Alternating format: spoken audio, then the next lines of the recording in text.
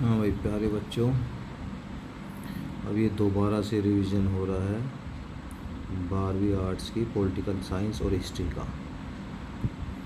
अभी कुछ स्कूल खुलने की संभावना थी, लेकिन कुछ कारणों से अभी कुछ बसें वसें नहीं चल रही है, इसलिए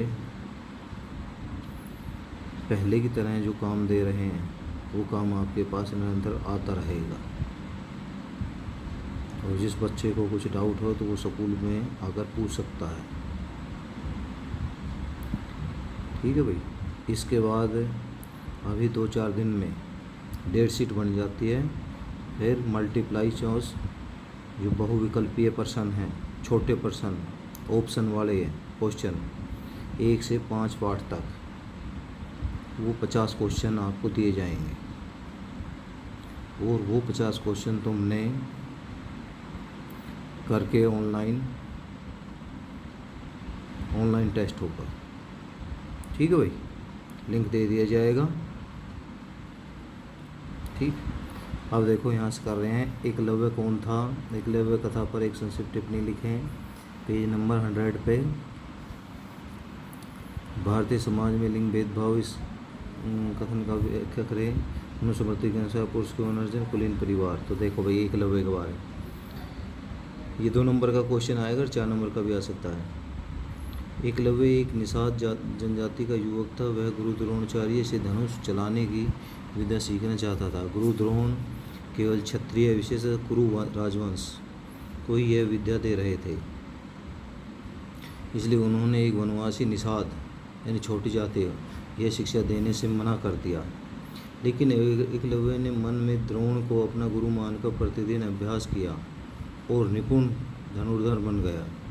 उसने कुत्ते के भौंकने की आवाज़ पर उस कुत्ते के मुंह को बाणों से भर दिया, जिसे देखकर अर्जुन और आचार्य द्रोण दोनों को आश्चर्य हुआ। द्रोणाचार्य ने जब एकलव्य से उसके गुरु का नाम पूछा तो उसने स्वयं को उन्हीं का शिष्य बताया। इस बात का पता चलने पर द्रोण ने गुरु दक्षिणा के रूप में एकलव्य के दाहिने हाथ का अंगूठा मांगा। क्या मांगा भाई? दाहिने हाथ का अंगूठा। एकलव्य ने अपना अंगूठा देकर अपना कर्तव्य पालन किया, परंतु वह पहले जैसा धनुर्धर नहीं रहा। भारतीय समाज में लिंग भेदभाव था, इस कथन की व्याख्या करें। प्राचीन भारतीय समाज में भी लिंग के आधार पर लड़कियों के प्रति भेदभाव विद्यमान था। ऋग्वेद में पुत्र कामना को प्राथमिकता दी गई। विशेष इंद्र जैसे वीर पुत्र की कामना की गई है। क्या कहा गया है? भाई पुत्र की कामना की है, लड़कियों को इतनी अहमियत नहीं दी गई है।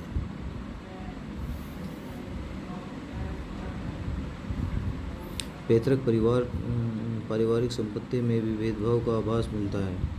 पैतृक संपत्ति का वारिस पुत्र ही था। लड़की को इससे हिस्सेदारी नहीं स्वीकार किया, मतलब लड़की का हिस्सा स्वीकार नहीं किया गया। मनुस्मृति के अनुसार पुरुष के धन अर्जन के साधन कौन से थे? औरत के अधिकार में मात्र उपहार से प्राप्त धन ही शामिल था, परंतु पुरुष मनु के अनुसार 7 तरीके से धन अर्जित कर सकता था। ये तरीके थे: उत्तराधिकार, खोज, खरीद, विजित करके, निज करके, कार्य द्वारा तथा सज्जन मित्रों से उपवास व भेंट करके। कुलीन परिवारों में स्त्री की स्थिति पर प्रकाश डाले। कुलीन परिवारों में स्त्रियों के लिए भौतिक सुविधा तो अधिक थी और स्वतंत्रता कम थी। उन पर पुरुष का नियंत्रण अपेक्षाकृत अधिक था।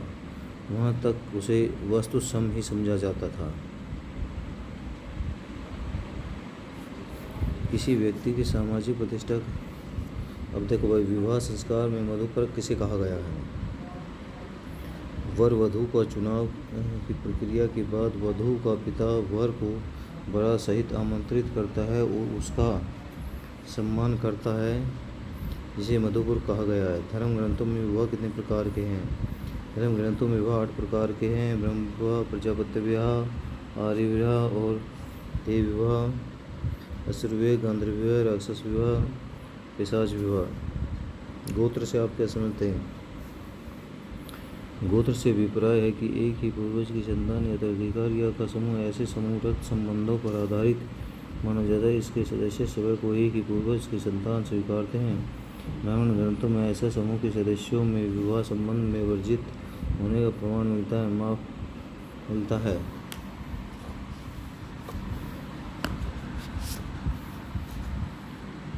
स्त्री धन से आप क्या समझते हैं? मनु के अनुसार स्त्री धन शामिल था। नंबर 1, कन्यादान के समय धन मिला धन, माता पिता व भाई से मिले उपहार, विदाई के समय मिली भेंट, विवाह के बाद पति से मिलने वाले उपहार, विभिन्न अवसरों पर मिलने वाली भेंट उपहार। वर्ण शब्द के विषय में, वर्ण शब्द की उत्पत्ति संस्कृत में वर्ण धातु से बताई गई है, जिसका अर्थ है वर्ण करना, यानी कि व्यवसाय का चयन करना। कुछ विद्वान वर्ण शब्द की उत्पत्ति का संबंध रंग से भी जोड़ते हैं।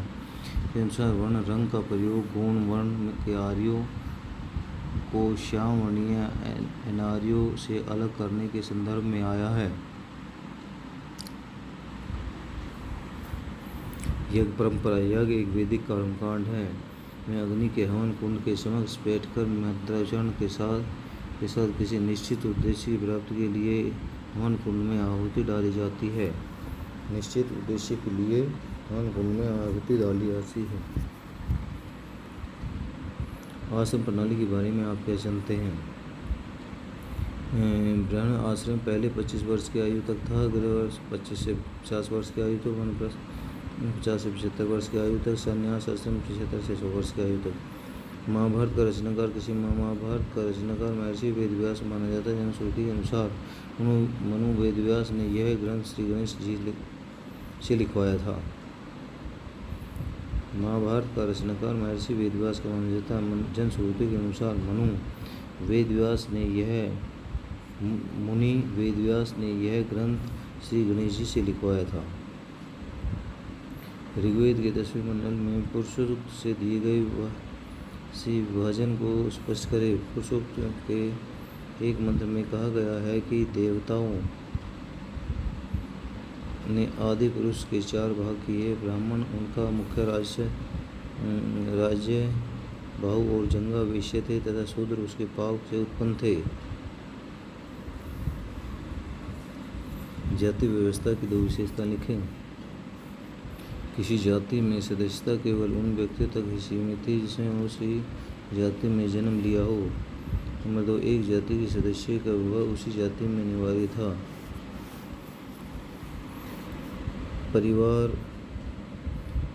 भारत में परिवार व्यवस्था की कोई 2 विशेषता। नंबर 1, परिवार के सदस्यों का वैवाहिक या रक्त संबंधों का होना अनिवार्य। दूसरा, परिवार के सदस्य प्राय पारिवारिक परंपरा और रीति रिवाज में बंधे होते हैं। वे धार्मिक अनुष्ठान, यज्ञ, पूजा आदि को मिलकर संपादित होते थे। मातृवंशीय परंपरा से अवगत। मातृवंशीय परिवारों में वंश परंपरा मांग से जुड़ी होती है। परिवार में लड़की का महत्व अधिक होता है। भारत में विवाह संस्था का मूल उद्देश्य क्या है? विवाह संस्था का मूल उद्देश्य विवाह संबंधों में स्थायित्व कायम करना तथा पितृवंश को आगे बढ़ाना। साथ ही भारत में जातीय व्यवस्था को स्थायित्व प्रदान करने में भी इस संस्था का मुख्य भूमिका रही है। गांधारी द्वारा अपने सबसे बड़े पुत्र दुर्योधन दिए गए परामर्श का उल्लेख करें। इसका क्या परिणाम निकला?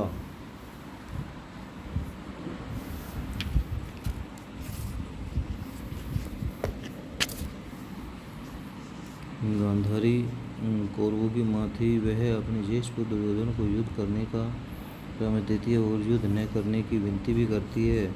उसने कहा, शांति की संधि करके तुम अपने पिता, मेरा और अपने शुभ इच्छुकों का सम्मान करोगे।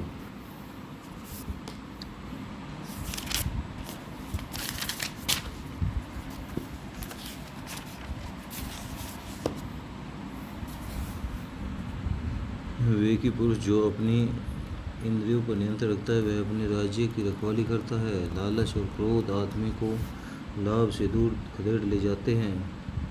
इन दोनों शत्रुओं को पराजित कर राजा समस्त पृथ्वी की जीत सकता है। युद्ध में कुछ भी शुभ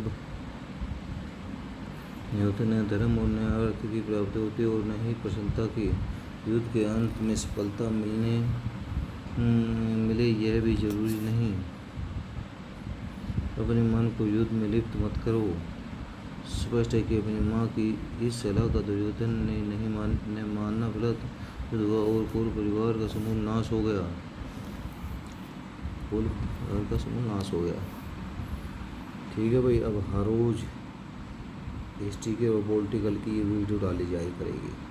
ठीक है। ठीक है।